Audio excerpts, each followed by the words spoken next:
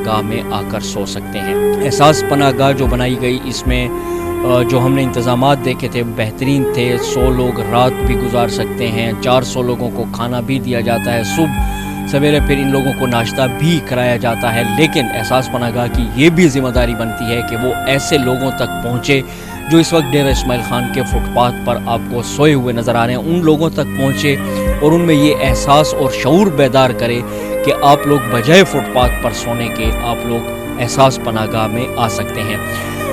आए दिन की महंगाई और टैक्सेस की वजह से गुर्बत की जो शरह है वो रोज़ बरोज़ बढ़ती जा रही है। आम आदमी की जो क़ुव्वत ख़रीद है वो मुतासिर हो रही है और गुर्बत में काफ़ी हद तक हमें इजाफ़ा देखने में नज़र आ रहा है। ये गरीब लोग जो इस वक्त फुटपाथ के ऊपर सोए हुए आपको नज़र आ रहे हैं, इनकी भी रात अच्छी गुजर सकती है, इनको भी खाना फ्री में मिल सकता है। लेकिन इन तक ये बात कौन पहुँचाएगा? ये बात पहुँचाने की ज़िम्मेदारी एहसास पनाहगाह को समझनी होगी और इन लोगों तक पहुंचकर इन लोगों को ये बताना होगा कि आप लोगों के लिए एहसास पनाहगाह की सूरत में ये जो सहूलत मुयस्सर की गई है, इससे आप भी मुस्तफ़ीद हो सकते हैं।